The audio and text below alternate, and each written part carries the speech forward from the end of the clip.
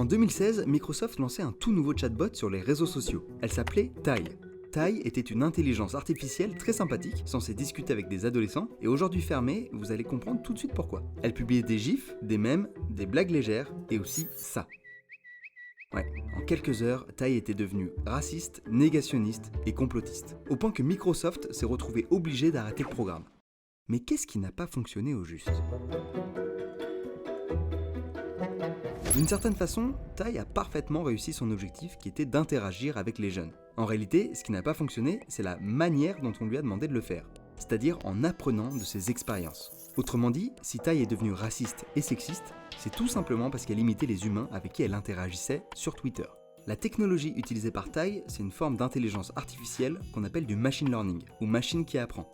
Elle s'est développée depuis les années 50 et progressivement, elle s'est installée confortablement dans notre vie de tous les jours. Sans le savoir, nous interagissons quotidiennement avec des systèmes intelligents qui optimisent nos déplacements, créent nos playlists ou répondent à nos questions. Le principe est assez simple. On va prendre un exemple. Si l'on veut créer un programme de reconnaissance des animaux, on doit expliquer à ce programme ce qu'est un chat ou un chien. Alors, un chat, c'est petit avec des oreilles pointues et des moustaches en gros.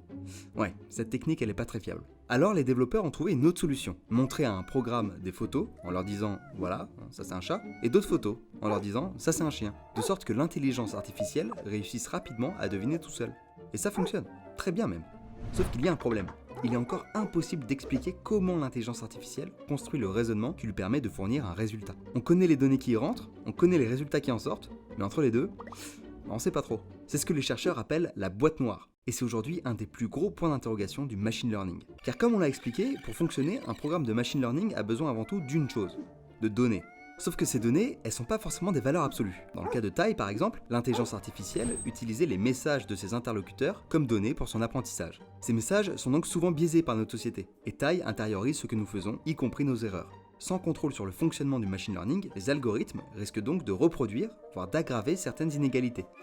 En 2016, la police et la justice américaine ont justement testé un algorithme appelé Compass pour déterminer le risque de récidive d'anciens prisonniers. Une enquête du média ProPublica a pourtant révélé que cet algorithme était à la fois inefficace et raciste, puisqu'il gonflait les chances de récidive des Noirs avec un pourcentage bien plus élevé.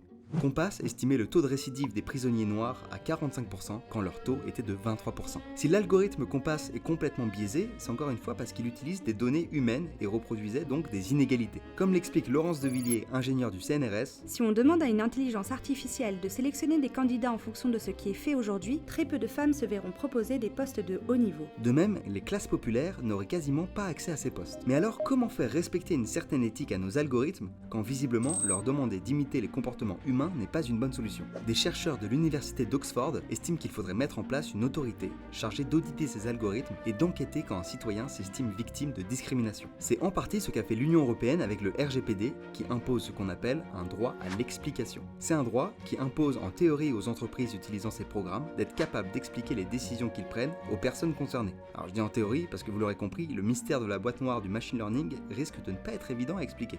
Mais finalement, s'il fallait agir sur la source du problème, ce serait sûrement les humains qu'il faudrait modifier.